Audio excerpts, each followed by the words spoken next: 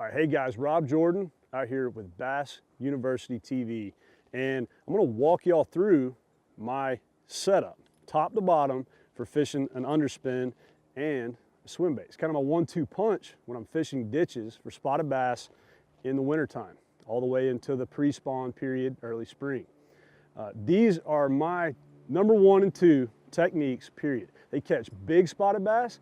They'll generate strikes from big fish when other baits will not.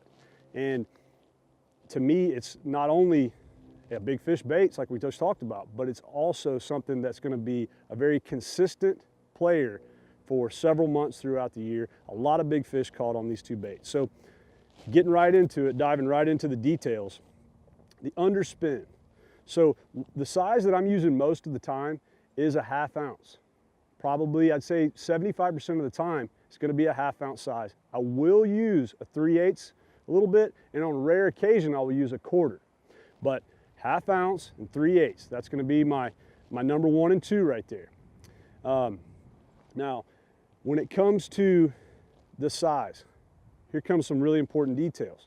Line diameter. Most of the time when I'm fishing ditches in the wintertime, I'm going to use 12-pound test fluorocarbon.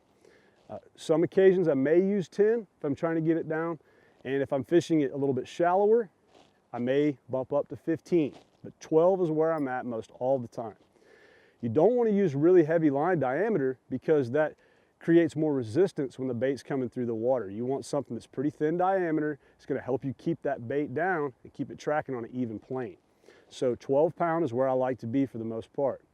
One of the most critical details to fishing underspin properly is a medium action rod. This is a crankbait series rod. Low gear ratio reel, 6:3 to 1. Don't want to be reeling it too fast because the whole objective here is to keep this bait near the bottom. That's where you're going to get these strikes from these spotted bass in the wintertime. So low gear ratio reel and a medium moderate action rod, something that's got some tip to it. I'll demonstrate that here.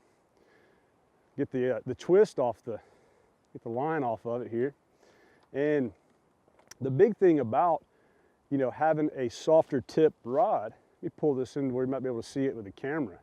Man, I just can't get rid of these twists.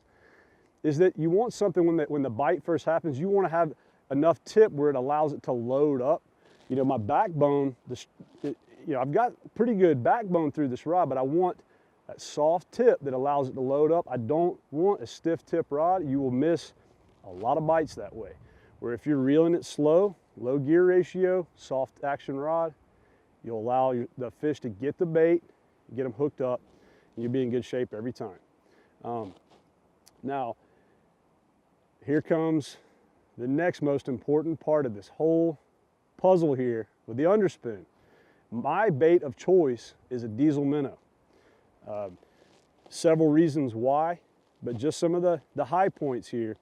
The size, as you might be able to see here, is just right. It just kind of fits. Just looking at it, it's not too small, it's not too big and overpowering, it's just the right size. Main point here, if you've had any experience with a diesel minnow, it's got the tail kick that most boot tail, soft swim baits have, but it's not as wide or as hard of a thumping action as most of the other ones on the market. It's more of a tight wiggling action, which most closely resembles what a blueback herring looks like in the water. So the diesel minnow is the bait that I reach for nearly almost every single time. Some situations I may use a little bit smaller bait, like the 3-inch minnows, or a straight tail soft jerk bait, fluke style, streaks, straight tail. Most of the time when I opt for that is going to be in the warmer months, fishing it in the summertime. But we're talking about winter, cold water, ditch fishing with underspin. That's my bait right there all the time. Now, diesel minnow comes in a lot of great colors. But when we're talking about herring-related spotted bass, I kind of keep it between just a few selections. I'm not trying to experiment with a ton of different colors. Over the years, I've found that I kind of keep it between 2 main choices, sometimes maybe 3. Typical standard pearl. This is just a white pearl. A lot of times I will use it in lower light conditions, dark, cloudy day, overcast day. Maybe if I've got a little bit of off-colored water. This time of year, we get a lot of weather, a lot of rain, and it can create a lot of dirty, stained water in the back of some of these ditches. That's when I'll kind of reach for that white a lot of times. It's Mike Iaconelli. This is Bass U TV. Here's what's awesome about Bass U TV. You get the top instructors. Real tools that help you catch more fish consistently. And that's why you want to check out Bass U TV. Join the Bass U family. Welcome to Bass U TV.